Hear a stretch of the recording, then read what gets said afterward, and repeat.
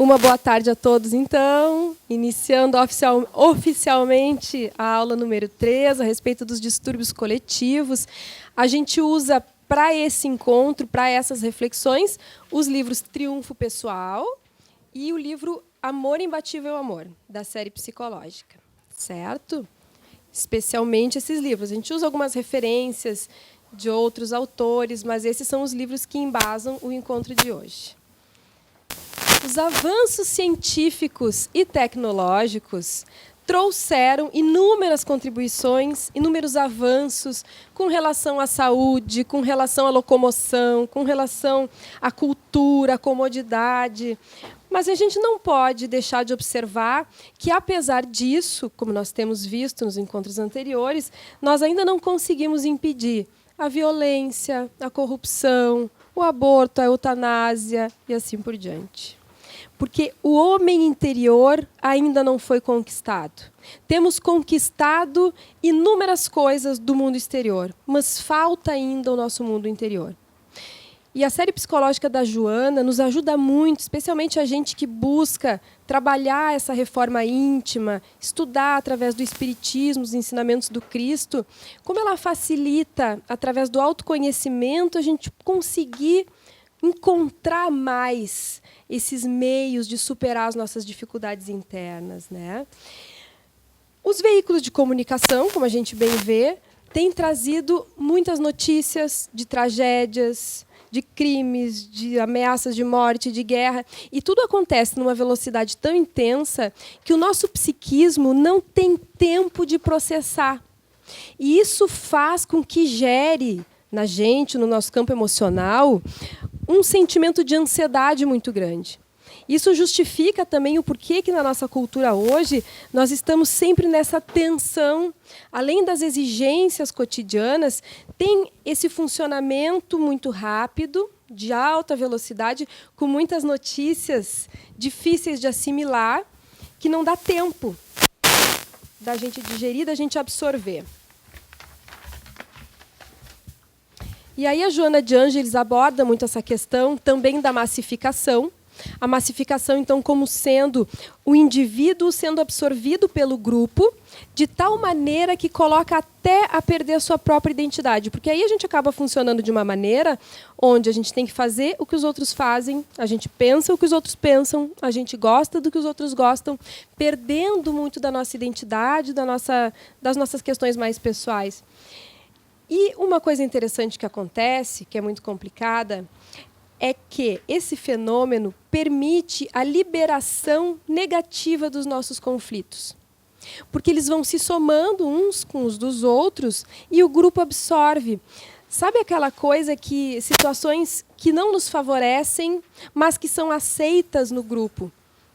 Que são absorvidas pelo grupo e que são aceitas no grupo. Aquilo que a gente tem na sociedade hoje, que não nos favorece enquanto crescimento espiritual, mas que são tidas como normal.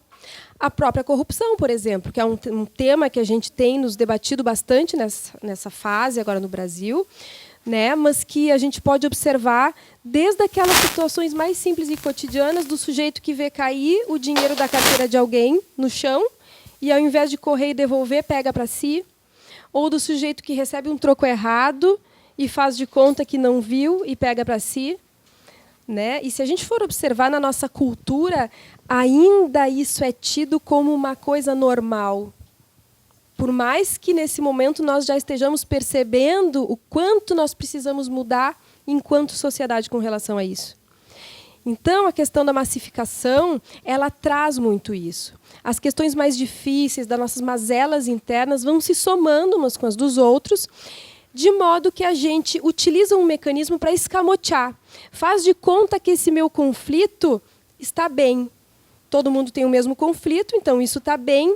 E a pessoa coloca lá para as profundezas do inconsciente, deixando de se defrontar com situações que precisariam ser sobrepostas, curadas, transmutadas em algo mais elevado. Eu tenho uma dúvida. É uma coisa que eu questiono há bastante tempo.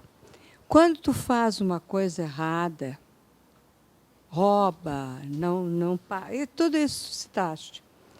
Isso vem da nossa maldade que é um indivíduo mau, que não pensa no outro, ou não tem essa relação, entrou nessa coisa da massa, né? Maria vai com as outras. Ah, não, deixa para lá. Então, eu me questiono isso, porque aconteceu um fato comigo.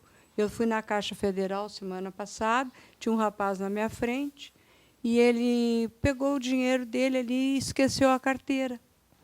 A carteira dele, eu olhei parecida com a minha. Aí eu pensei, estou ficando tararaca, eu já tirei a carteira, botei aqui. Aí, quando eu olhei, a carteira estava muito grossa. Eu digo, mas não é a minha carteira. E me deu uma coisa assim, sabe, Michele? Tão ruim assim, de coitado do guri quando der falta, né? Do dinheiro, documento. Aí eu peguei a carteira e entreguei para o gerente. Aí o gerente pegou. Que bom que a senhora entregou, né? E aí eu pensei, será que as pessoas, quando tiram as coisas, roubam, enganam, não é a maldade? Eu tenho essa dúvida. Tem pessoas... Eu diria que sim, considerando que a maldade ela é, na verdade, uma situação de primitivismo do espírito. Né? Na verdade, que nem as trevas, como a gente costuma dizer, que as trevas são a ausência da luz, a maldade ainda como a ausência de um amor mais elaborado, mais evoluído, como uma manifestação daquele primarismo, daquelas forças instintivas mais ligadas aos interesses do ego. Então, eu estou mais preocupado com aquilo que me interessa, aquele dinheiro que vai me favorecer naquele momento, e não com o outro, porque eu ainda não entendo que a gente funciona como uma coletividade. Né? Claro que as forças coletivas, quando sugerindo por uma tendência assim mais negativa de autorizar essas situações como se fossem situações corretas, elas também vão exercer uma certa influência. Mas é como diz o Divaldo, né, que a gente tem aqueles plugs para a obsessão. A massa nos leva, mas porque a gente se predispõe. Então, tem algo em nós onde ecoa, e aí a gente passa a funcionar e a responder aquilo. Por isso que não dá para dizer que a culpa toda é da massa. Né? Cada um de nós tem o seu livre-arbítrio, ainda que restrito pelo nosso grau evolutivo, mas nós temos a liberdade de escolha de pegar aquela carteira e devolver para o gerente, ou de pegar, olhar para os lados, ver que não tem ninguém vendo, botar no bolso e levar para casa. Né?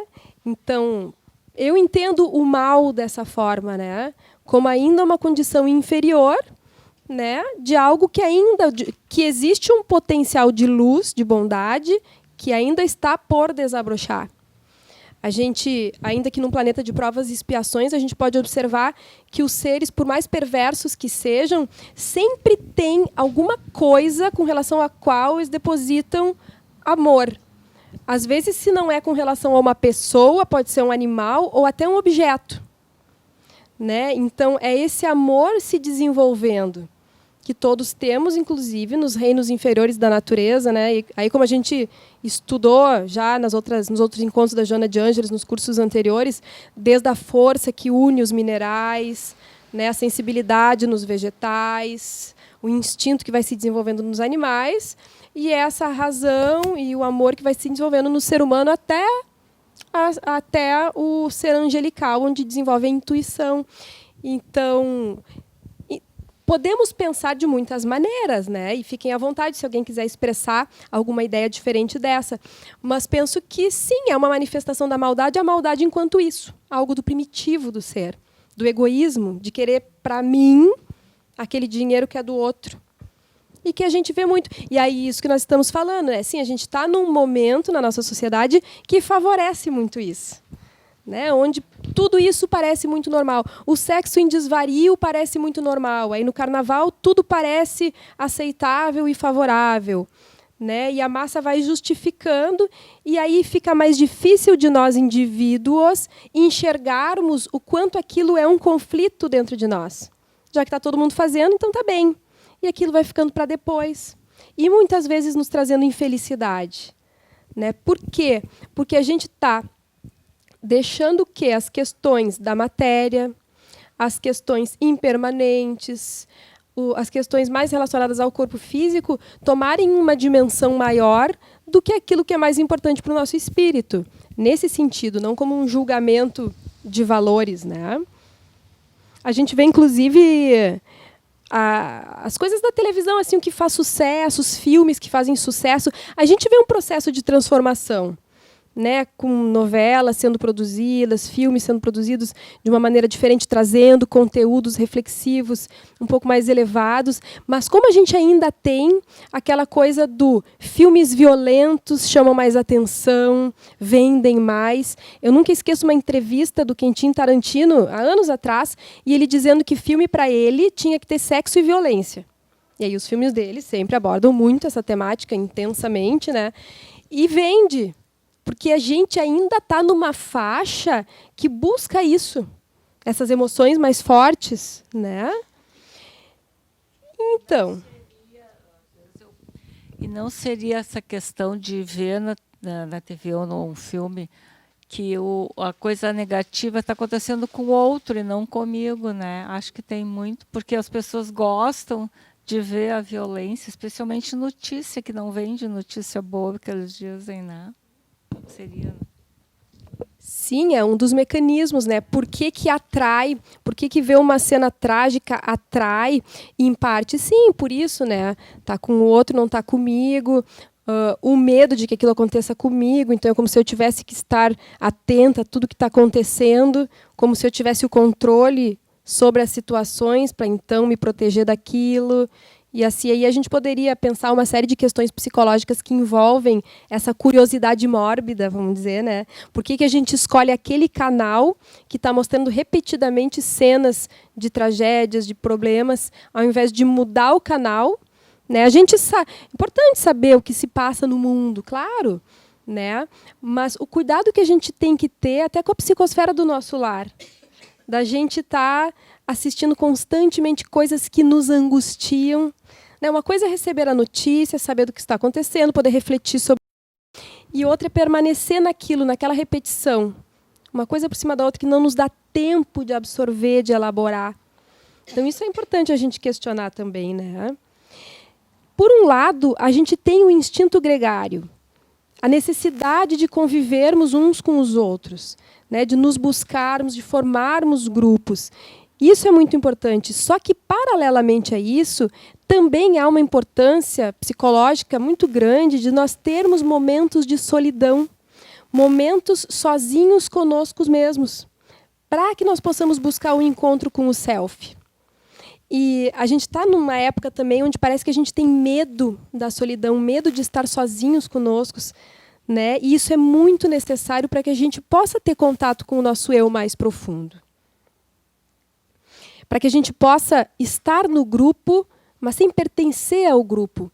Estar na sociedade, mas sem precisar funcionar de acordo com as outras, né? Sem precisar perder a identidade, sem se permitir arrastar pelos movimentos compulsivos da massificação. Fiquei pensando nisso um pouquinho, Michele, e me ocorre assim, como às vezes isso também se relaciona com a gente colocar o centro dos valores e dos princípios na gente, né? Nesses momentos de reflexão e ao mesmo tempo que desafiador que é a gente estar no grupo e poder ter o discernimento e o senso crítico, né? Porque por vezes, né, nossas carências, nossas frustrações, enfim, né, inúmeras outras coisas nos propiciam assim a ideia de eu não vou pertencer, né?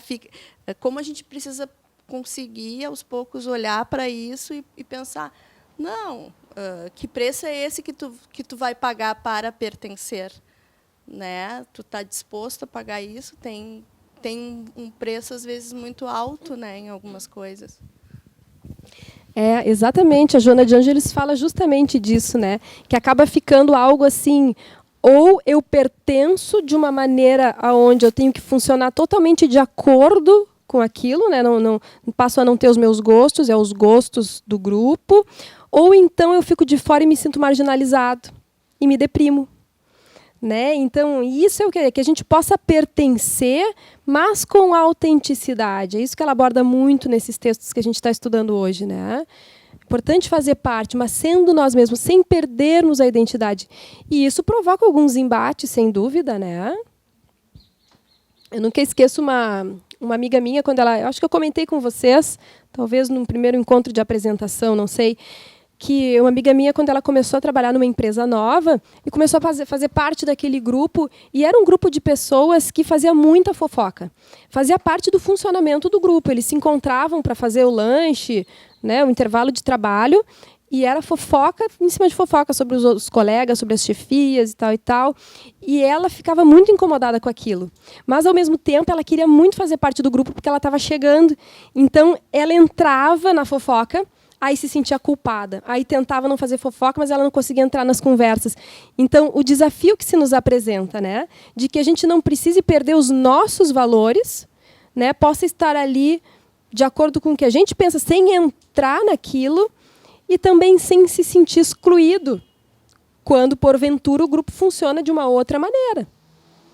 Quando nós estamos, né, confrontados com o nosso eu mais profundo, então o que acontece é que nós optamos por controlar e bem direcionar a máquina orgânica, ao invés de sermos conduzidos pelos instintos prevalecentes. Então é isso que ela aborda, né? A necessidade da gente ser autêntico, enfrentando as imposições do ego, e colocando essas necessidades do ego em harmonia com o self. Esse é o grande desafio. A gente identificar o que é do ego.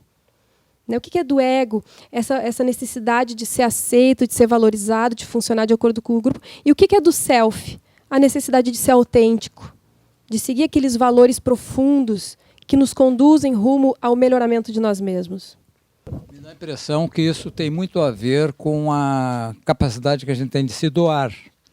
Porque à medida que nós nos preocupamos mais na compreensão do próximo, né, do entendimento do próximo, e aflorar menos aquelas nossas necessidades que todas nascem no egoísmo, fica mais fácil a gente pertencer a um grupo e, ao mesmo tempo, manter a autenticidade. Eu tenho a impressão que passa por aí e não deixa de ser, então, uma necessidade de evolução para que se possa ter esse equilíbrio. É isso?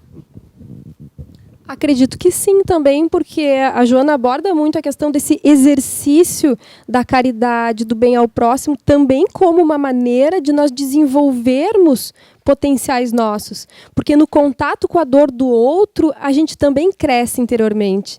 Quando a gente trabalha para superar a dor do outro, no encontro com isso, a gente cresce muito, né? Então, acredito que é disso que o senhor esteja falando, e sim, faz muito sentido, na minha opinião também. Então, dentro desse contexto assim do que a gente observa no nosso coletivo, no nosso mundo hoje, a Joana ela aborda também questões a respeito do terrorismo, que a gente vê essas manifestações muito presentes hoje em dia, né? E ela coloca algumas coisas, inicialmente aquela questão de que a natureza animal predomina sobre a natureza espiritual, né? Nesses estágios de evolução que a gente ainda encontra no nosso planeta, onde os instintos primários ainda são mais fortes que a inteligência e a razão. E assim é dessa maneira que se desenvolve a perversidade, que a gente vai estudar um pouquinho hoje. E quando essa perversidade se vincula à inteligência, a conhecimento psicológico, a um objetivo fanático, pode dar força, dar campo para energias muito primitivas do inconsciente, que aí vem se manifestar dessa maneira, né, de maneiras assim hediondas. Às vezes são pessoas que abraçam causas, algumas vezes até nobres, mas que, na verdade, são fugas para conflitos internos perturbadores. Né? Acontece muito também, então, de indivíduos atormentados acabar por fomentar outros, também com conflitos, algumas vezes trabalhando a infância e a adolescência. A gente vê muito assim nas guerras com relação lá ao Estado Islâmico e tal, como a gente vê essa coisa da lavagem cerebral com crianças e adolescentes, induzindo a ódio, né? Aí a gente vê essas manifestações do terrorismo. essa questão da lavagem cerebral, eu lembro, estudando historicamente o nazismo, né? O nazismo usava muito uma técnica, aquela de que uma mentira falada 1000 vezes se torna uma verdade. Então, eu lembro porque eu estudei em colégio de judeu, apesar de não ser judia, então vivenciei muito a cultura judaica. Então, acompanhei muito as questões relacionadas à Segunda Guerra e todo o processo que se deu, né? E aí eles mostravam para a gente no colégio livros, livros antigos da época do nazismo, que mostravam sempre os judeus com uma cara feia, com um narigão feio que estava incomodando, que estava sendo, sei lá o que estava sempre tendo um comportamento incômodo e negativo com relação aos outros. E aí isso aí vai passando essa mensagem, né, vai incorporando na cabeça das crianças. Então, como a gente vê essa coisa da propaganda usada a serviço da perversidade, que promove uma lavagem cerebral, a gente, de outra maneira, também tem que estar atento a isso hoje, né? Aí, com relação ao consumismo e tudo isso que é tão estimulado. A gente teve agora recentemente esse escândalo do Facebook, de vazamento de informações e tal, e aí do quanto as propagandas chegam para a gente já previamente induzidas, manipuladas por robôs, e aí cada um de nós, mediante ali o perfilzinho do Facebook, por exemplo, recebe uma propaganda de acordo com os nossos gostos, mas que por trás também tem os interesses políticos de tais candidatos que vão apresentar tais propostas, e a gente começa a receber mensagens que vão nos favorecendo com relação a isso, né? Então, essa é a polêmica muito recente que a gente está vivendo também, né? Que não deixa de ser muito semelhante, só que usando uma tecnologia mais eficiente para isso, inclusive para o crime, né? Então, a gente precisa estar atento a isso também, né? Ainda que, quando se fala, então, desses terroristas, desses grupos terroristas, a Joana coloca que essa fidelidade que eles têm ao ideal, ela é muito precária, porque é baseada em conflitos internos. Tanto que a pessoa tem sempre uma desconfiança, uma insegurança, e nunca se entrega a outro, mesmo que encontre afeição, receptividade. Tem um livro do Manuel Filomeno de Miranda, que é O Sexo e Obsessão, e tem uma curta passagem que eu quero compartilhar com vocês. A história é interessantíssima, né? Não vou entrar nela para não fugir do nosso tema, mas só uma passagem onde um grupo de mentores vai fazer uma visita nas regiões umbralinas para tentar conversar com o chefe lá, né? O chefe maior lá, tentar conversar com ele em função de um trabalho que eles estão realizando para tentar ajudar uma pessoa, como a gente conhece assim, nos livros espíritas, né? E daí eles entram lá, o grupo, e é uma cidade perversa, muito complicada, e aí o chefão esse ameaça não deixar mais eles saírem de lá. Né? No meio da conversa, assim, ele diz assim, e se eu não deixar vocês saírem desse recinto? E aí o mentor que está conduzindo a caravana, ele coloca assim, eu penso que seria pior para o governante, porque iniciaríamos um trabalho de conversão em massa dos seus súditos, que se encontram saturados da loucura, entediados dos vis entretenimentos e sequiosos de paz, já que vivem exaustos e necessitados de amor e renovação. Ademais, podemos apelar para a proteção divina, que nunca nos é escassa, desde que aqui estamos por vontade própria e não por afinidade de propósitos ou de interesses morais. E né, porque, na verdade, assim, quando a gente vê, chega um ponto que essas coisas extremamente ligadas aos prazeres imediatos, às buscas materiais, elas chegam num ponto que esgota e leva ao tédio. E é por isso que, hoje em dia, também, a gente tem esse grande campo de vazio existencial. A gente chegou num ponto em que não supre, por mais que a gente tenha tanto recurso material, não supre, porque chega um momento que entedia. Então, esses espíritos lá, umbralinos, estão entediados. E aí o mentor diz assim, eles estão todos entediados, deixa a gente preso aqui dentro, vamos ver o que vai acontecer. Eles vão tudo... vão virar para o nosso lado. Né? E mesmo então, o terrorista, mesmo que disfarce equilíbrio, é um psicopata. Né? Hoje em dia a gente usa uma terminologia um pouquinho diferente para o psicopata, para o serial killer, que é o psicopata. E aí, acho interessante a gente entender um pouquinho como é que é o funcionamento desse psiquismo no indivíduo, para que a gente, então, possa entender, na grande massa, essas manifestações, né? A sociopatia é um transtorno de personalidade, né? É algo que vem sendo construído ao longo do desenvolvimento do indivíduo, claro que trazendo as bases espirituais, né, que vão colocar o indivíduo em situações propícias também do ponto de vista culturais, do contexto familiar onde ele vai estar inserido, a carga genética. E aí esse transtorno se instala e vai se manifestar da seguinte maneira. A gente tem o DSM-5, que é o Manual de Diagnósticos de Transtornos Mentais, que a gente usa muito na psicologia e na psiquiatria, né? Então, os itens para diagnosticar esse tipo de transtorno são os seguintes. São pessoas que têm um padrão de desconsideração pelo direito dos outros e violação do direito dos outros. O outro não tem muita importância. São pessoas que têm muita dificuldade eles não têm empatia. Não conseguem se colocar no lugar do outro, no lugar da dor do outro. Não conseguem se adaptar às normas sociais, né? Uma dificuldade muito grande de se adaptar às normas sociais, sempre cometendo atos que constituem motivos de detenção. Tendência à falsidade, mentiras repetidas, trapaças, uso de nome falso, impulsividade, ou fracasso em fazer planos para o futuro, irritabilidade e agressividade, apresenta lutas corporais ou agressões físicas, descaso pela sua segurança e do outro, né, que pode aparecer na direção irresponsável ou em múltiplos acidentes com que a pessoa está envolvida, velocidade excessiva ou direção sob intoxicação de substâncias, né, uma irresponsabilidade reiterada. A pessoa não consegue honrar obrigações de trabalho ou obrigações financeiras. Esses diagnósticos de transtorno de personalidade, eles são dados a partir dos 18 anos, somente em adultos. Mas os traços podem ser observados no transtorno de conduta na infância. Aí são crianças assim que maltratam animais, que têm uma agressividade muito intensa também. A gente já começa a observar esses traços que podem resultar num transtorno de personalidade antissocial.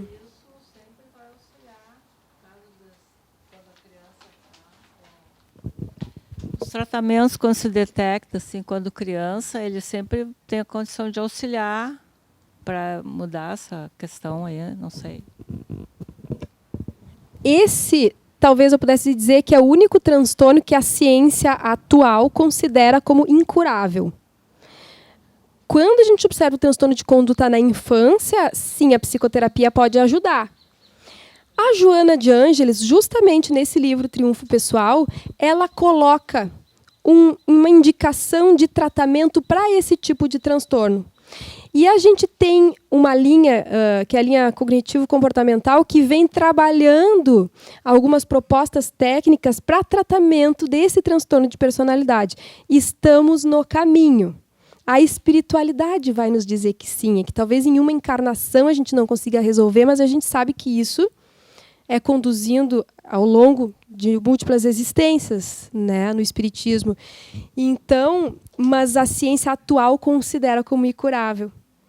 Né? Tanto que a gente tem um Instituto Psiquiátrico Forense aqui em Porto Alegre, são para pessoas que são envolvidas com algum crime, e aí, como tem um transtorno mental, vão internados para esse instituto, que aí tem um acompanhamento psiquiátrico, ao invés de ir para o presídio. Não são criminosos comuns. Só que quando aparece esse tipo de transtorno, não é um criminoso comum. Mas, ao mesmo tempo, não vai sair de lá nunca. Porque é um transtorno que não vai ser curado pela psiquiatria atual. Então, a gente se vê diante de um dilema muito complicado, de uma prisão... Como é que chama? Perpétua. Isso, exatamente. Essa palavra que eu estava procurando. De uma prisão perpétua no Brasil. Em função disso, delicada essa situação, né? Eu acho que uma grande coisa da sociopatia também é a total falta de interesse de querer se melhorar, porque acho que esse é o ponto fundamental de qualquer mudança que tu vai efetivar em si. E é uma ausência total de desejo, né, de vontade. é o tipo de paciente que só chega para tratamento mediante ordem judicial ou quando associado com quadro de dependência química. Geralmente, sim, exatamente. Quando por ordem jurídica, eles vão obrigados. A grande diversão deles é tirar sarro da cara do terapeuta, né?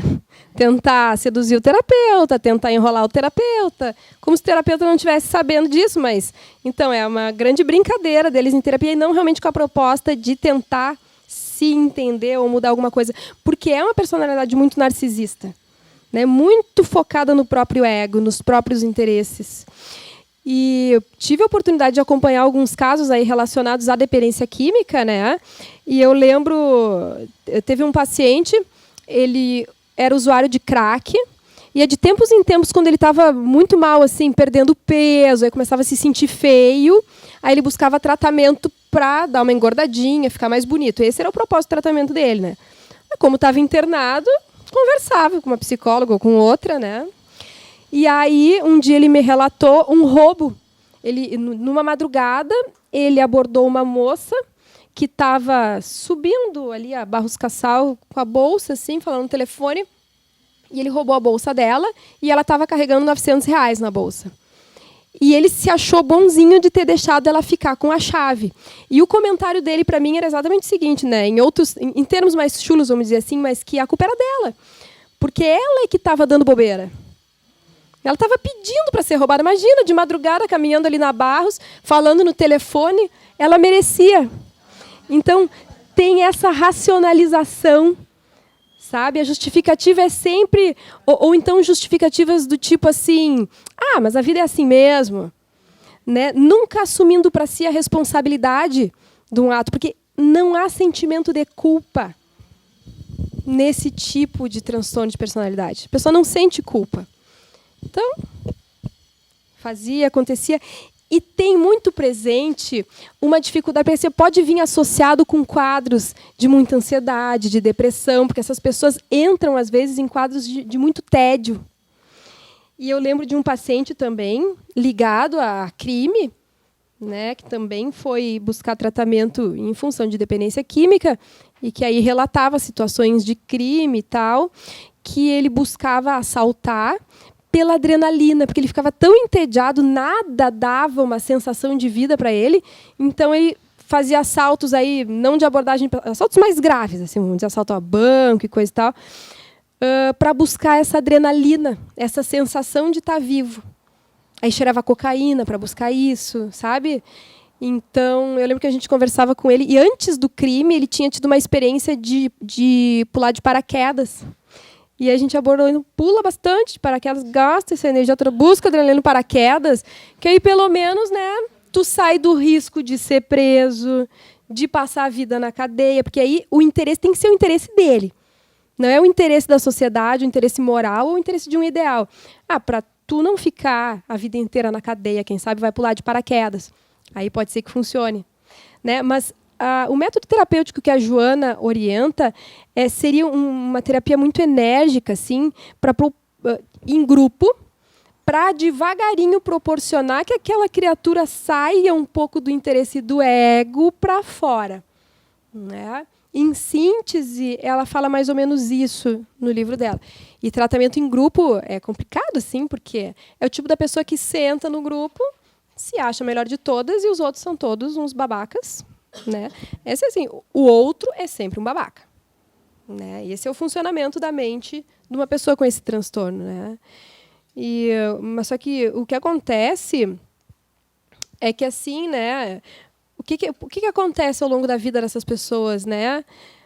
Podem fracassar em promover o autossustento, porque aí nenhum trabalho está à altura de si, por exemplo, ou não consegue se manter num trabalho, ou ultrapasseia tanto, ou rouba, faz e acontece que acaba sendo demitido, que pode acabar empobrecendo até ficar sem teto, por exemplo, ou pode passar muitos anos em institutos penais.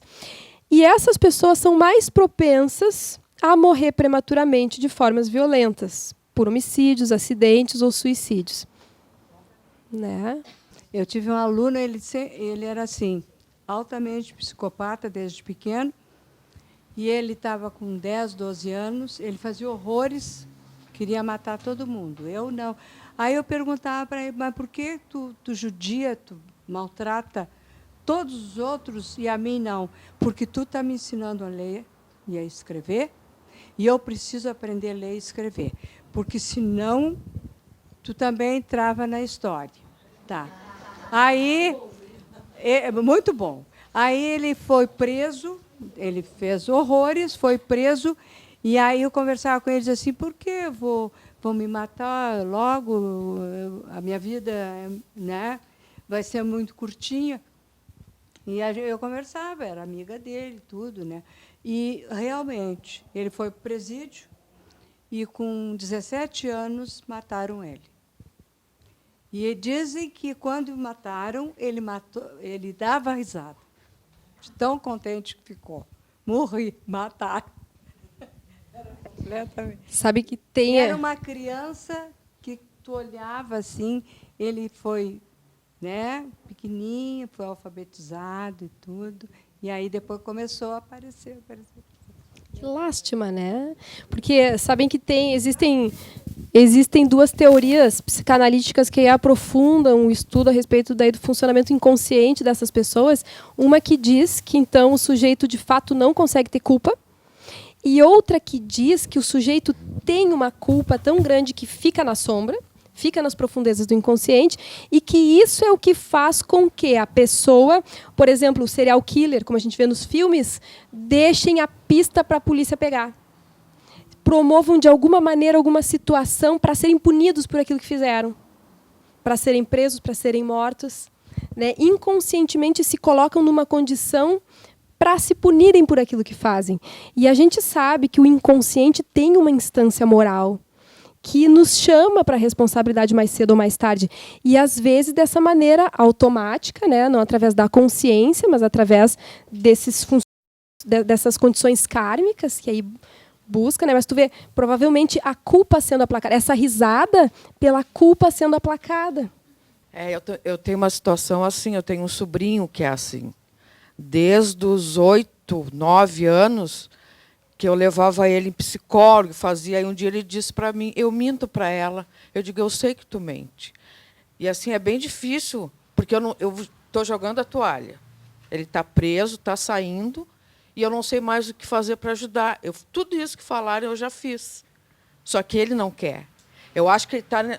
Falou agora no final do inconsciente mais profundo. Eu não sei, eu acho que ele não vai sair disso. Tem uma passagem da vida do Divaldo Franco... Ai, perdão, muito obrigada. Que eu peço licença ao Divaldo para poder compartilhar com vocês, mas de um filho, dos filhos adotivos dele lá da Mansão do Caminho, uma criança que chegou lá com 6 meses de idade, foi acolhido pela instituição. E, quando ele tinha 4 anos, ele começava a fazer faquinhas de brinquedo. Talvez vocês tenham escutado já essa história em alguma palestra do Divaldo. Ele fazia faquinhas de brinquedo e ameaçava as tias que cuidavam dele. Ele dizia assim, eu quero sentir o sangue quente escorrendo nas minhas mãos.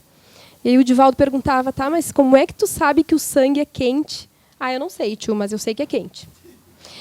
E ele aprontava tanto que, lá pelos 12 anos, o Divaldo conta que teve que fazer uma terapia de choque com ele. E disse assim, se tu não parar agora, tu vai ser expulso daqui, porque não dá para te aguentar. Né? Tá demais. E aí ele prometeu que, então, não ia mais ficar ameaçando, porque as tias estavam ficando com medo dele. Né? Já estava pré-adolescente, vocês imaginem.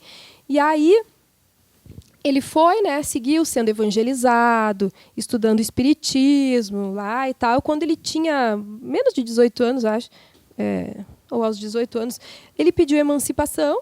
E o Divaldo disse assim, ok, tu vai seguir a tua vida, contanto que tu me prometa uma coisa. Toda vez que tu tiver com vontade de matar alguém, tu vem aqui e me mata. Porque isso significa, se tu tiver vontade de matar alguém, significa que eu falhei contigo, porque a sociedade não tem culpa. Então, se tu quiser matar alguém, tu vem e me mata. O guri ficou impressionado, né? Tá bom. E foi-se embora. 10 anos se passaram e ele retornou, eles se encontraram de novo. E lá, pelas conversas, o Divaldo pergunta para ele Então, como é que foi essa situação, se ele chegou a se envolver com algum crime, se ele teve vontade de matar alguém. E ele disse sim, muitas vezes. E todas as vezes que eu estava pronto para cometer o crime, me vinha o teu rosto em mente e tu dizendo assim, vem aqui e me mata. E eu acabava me desarmando. E aí o Divaldo diz, e dele agradece ao Divaldo, ele diz, agradece, diz, não fosse tu, eu ia estar certamente na cadeia essa hora, né? E aí o Divaldo diz assim, pois agora que tu está mais maduro, tem condições de compreender, eu vou te dizer o que os espíritos me disseram. Numa outra encarnação, na encarnação anterior, tu foste um criminoso e assassinasse muita gente. De fato, tu tinha flashes da lembrança do sangue nas tuas mãos, do sangue quente nas tuas mãos.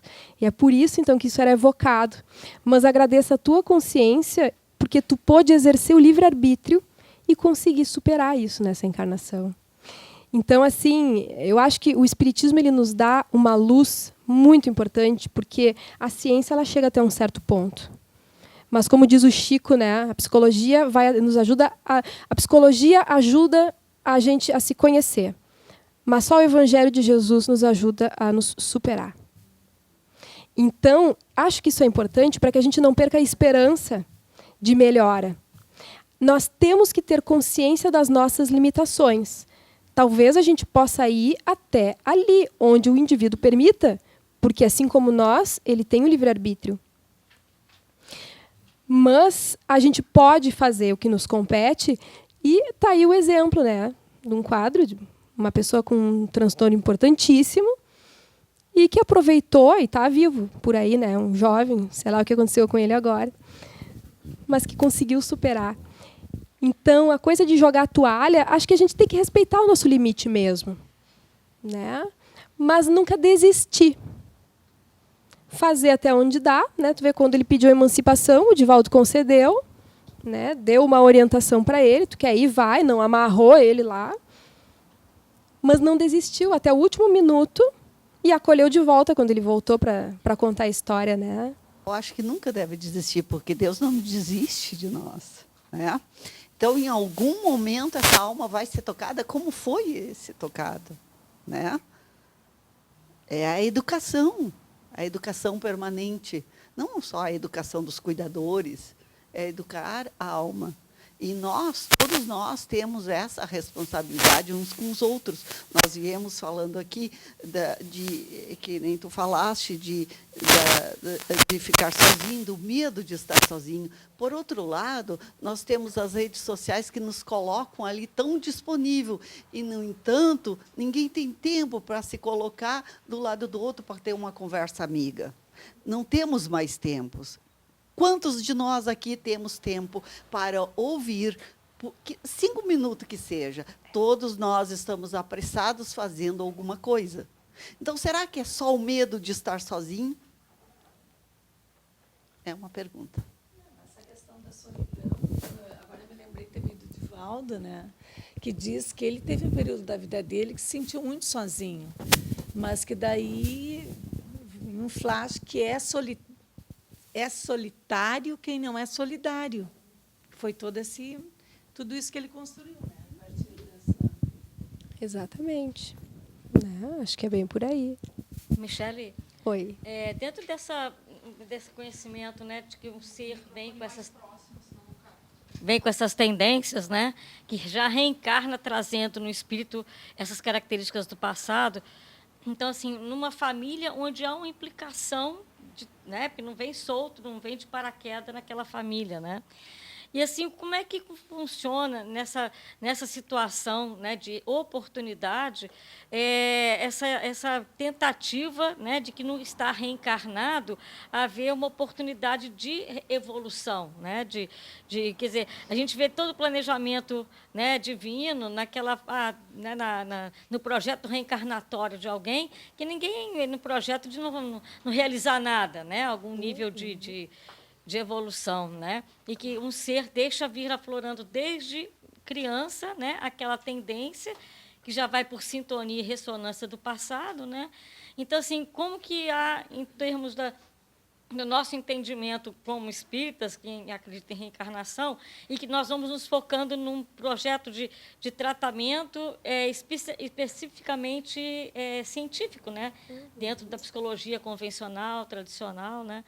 E o que se deixa perder desses seres nesse conhecimento, e não se busca outros recursos e se prende só a uma forma de ajuda, né?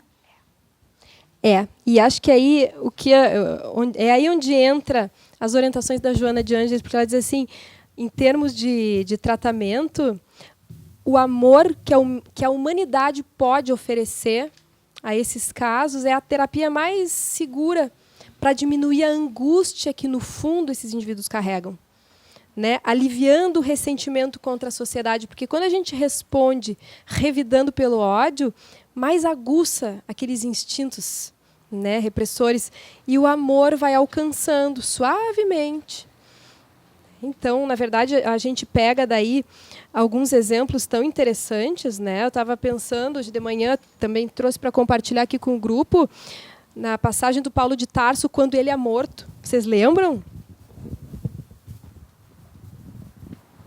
Olha só que interessante. Quando ele estava conversando com um grupo de pessoas, fazendo as pregações dele, falando sobre o Evangelho de Jesus, e aí entram os guardas, arrombando o ambiente onde eles estavam reunidos, para pegá-los, para levar para o cárcere, e aí ele diz assim: entrou o centurão volúmio, fazendo intimações em alta voz, em nome de César, e vai entrando no recinto, né? Que ninguém fuja, quem tentar morre como um cão. Aí o Paulo, né, já velho, ereto, evidenciando a sua energia moral, ele diz assim: quem vos disse que fugiríamos? Né? Ignorais que os cristãos conhecem o mestre a quem servem? Aí o Volúmio ficou surpreso. Como ousas afrontar a autoridade de Augusto?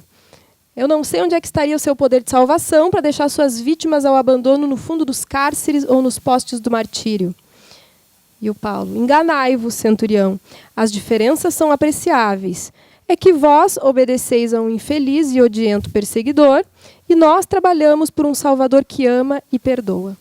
Enfim, ele é levado ao cárcere, né, e dando exemplos constantemente que vai deixando os algozes surpresos por todo o caminho, até o momento em que ele é conduzido à morte, e aí aquela energia moral abala até os mais considerados mais fortes, né? Aí, quando ele chega no local indicado, o Tigelino, que é o encarregado de matar ele, desembainha a espada e fala para ele assim baixinho: eu lastimo ter sido designado para esse feito, e intimamente não posso deixar de lamentar-vos. E o Paulo de Tarso responde: não sou digno de lástima. Tende antes compaixão de vós mesmo, porquanto morro cumprindo deveres sagrados, em função da vida eterna, enquanto vós ainda não podeis fugir às obrigações grosseiras da vida transitória. O algoz ainda tremendo com a espada na mão, e o Paulo diz: não tremais, cumpriu o vosso dever até o fim. E aí ele dá o golpe que desencarna Paulo de Tarso naquela ocasião, né? Essa coisa assim do olhar para o algoz com ternura, o ensinamento, isso causa um impacto tão grande que por si só promove uma mudança interior naquela criatura que está tão presa àquele funcionamento da época. A Joana de Cusa, quando está também prestes a morrer, presa na fogueira, né, colocando as tochas lá, ela já começando a ser insediada, e os guardas tirando, todo mundo gritando, assistindo a plateia, e os guardas dizendo assim: ah, o teu Cristo só te ensinou a morrer. E daí ela, juntando as últimas forças, diz assim: não, ele me ensinou também a amar-vos. Então, a força que tem a autoridade moral perante qualquer coisa, né? Nós somos tão pequenos, né? Mas a gente, esses seres que cruzaram aqui pela Terra nos dando esses exemplos, como nos ajudam a despertar esses potenciais que todos nós temos. E que nos desafios do dia a dia a gente possa lembrar disso, possa lembrar deles, para ir acionando esses potenciais dentro de nós. Parece que isso é o mais importante. Uma outra situação, lembrando agora, o Chico Xavier, quando foi visitar o presídio, Essa vocês devem lembrar, né? Que foi toda uma confusão, que não queriam deixar ele entrar no presídio. Deus o livre se pegassem o Chico Xavier como refém. Então, de toda uma balbúrdia na época. Acabou convencendo lá o diretor a entrar, desde que ele não chegasse perto dos detentos. Então, colocaram uma mesa, os guardas do lado do Chico e os detentos do lado de lá. E aí, na ocasião, o Chico diz assim, eu não vim aqui para pregar o evangelho nem nada, porque vocês estão numa condição aqui tão presos, não sei nem se vocês querem ouvir isso. Então, eu gostaria simplesmente de dar um abraço e um beijo em cada um de vocês, se me permitem. O diretor do presídio quase caiu para trás, né? Ele foi em fila, um por um, dando abraço em todos eles. E aí ele chega num determinado indivíduo que tinha aquela ficha nas costas de crimes hediondos, um quadro de transtorno sociopático, né? Duro, enrijecido, e ele pergunta, eu posso te abraçar? O indivíduo acende com a cabeça, ok, abraça. O senhor permite que eu lhe dê um beijo? Ele dá um beijo no rosto e o sujeito chora. Talvez pela primeira vez na vida. Ou talvez depois de muito tempo. Porque, na verdade, a essência divina todos nós temos. O ser mais perverso que possa passar por aqui. Né? Já estamos nos encaminhando para o mais perigoso. E este era o mais perigoso, né? O pior. É considerado, né, o sujeito mais perigoso ali daquele presídio. Ele falava ali sobre a ética.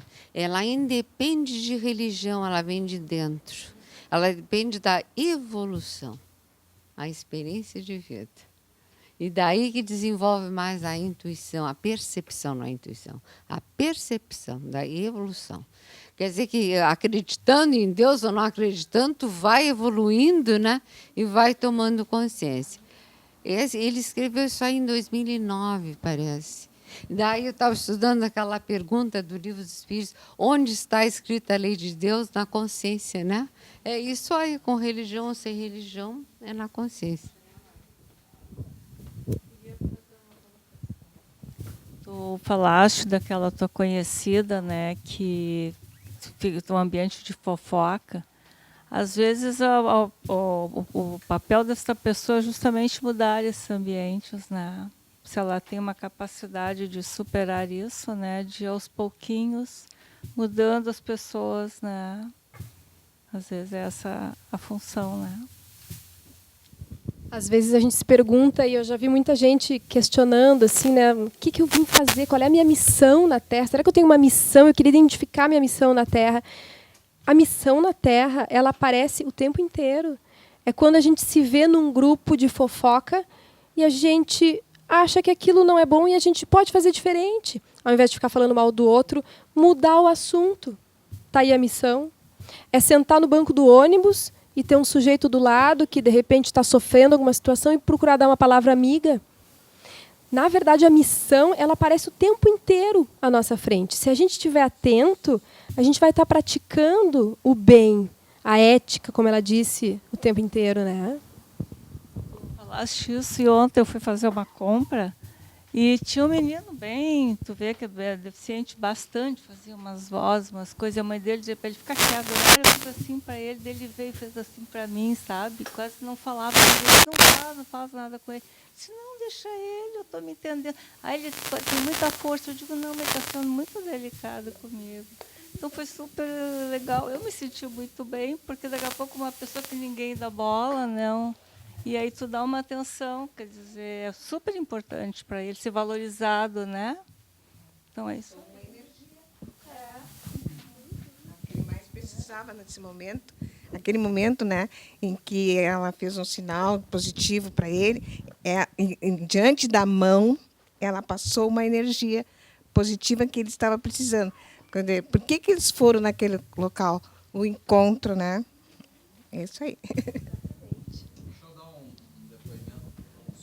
Há mais ou menos uns 15, 20 anos atrás, quando eu comecei com o espiritismo, eu me preocupava muito com essa questão, qual é a minha missão principal nesta encarnação, né? E me preocupava. Então fui fazer uma terapia que tinha a possibilidade de fazer regressão, com essa finalidade de descobrir alguma coisa numa regressão E aí fiz todo o processo, foi 1 ano, 1 ano e meio, 2, não me lembro. E fiz umas regressões e não pareceu assim nada de especial. E depois, isso passou, né? E ao natural, com o prosseguimento dos estudos e, enfim, foi surgindo que, como tu falou, não tem muitas vezes um objetivo específico, né? Mas são aquelas 1000 oportunidades que surgem no dia a dia, né? E então isso deixa a gente mais tranquilo. A gente busca tanto grande, mas está no pequeno. A felicidade está no pequeno, no simples, né? Assim, então, sabes que eu não... Há muito tempo eu estava pensando, e isso eu já faço há uns 7 anos, eu acho, 6 ou 7 anos, que eu não gostava de dar dinheiro, até porque às vezes eu não tinha nas sinaleiras. Daí eu falei para minha mãe, eu vou comprar alguma coisa de comer, comecei a pensar e vou entregar. Daí eu decidi que eu ia comprar, tinha que ser alguma coisa fácil, né? Que ficava. Daí já faz mais ou menos esse tempo que eu compro aqueles sacos grandes de pipoquinha doce, que não é nada muito saudável, nada muito bom, mas é uma forma que tu dá um pacotinho, entende? E a minha mãe dizia, tu é louca, tu vai ser assaltada, eles vão te dar uns socos, vão te responder. Olha, é impressionante. Às vezes eu deito à noite. Gente, nunca eu recebo tanto sorriso, tanta coisa. Imagina, porque eu acho que eu dou com amor, sabe? Eu digo, meu amigo, eu não tenho dinheiro, mas eu tenho isso aqui, quem sabe... Olha, é impressionante como eu já tenho recebido. Muito bom. Somos todos seres humanos. A gente projeta na loucura, no morador de rua, os nossos monstros internos. E aí a gente tem medo de ser agredido, disso, daquilo. Mas somos todos seres humanos igual, né? Vamos encaminhando, então, para o nosso encerramento.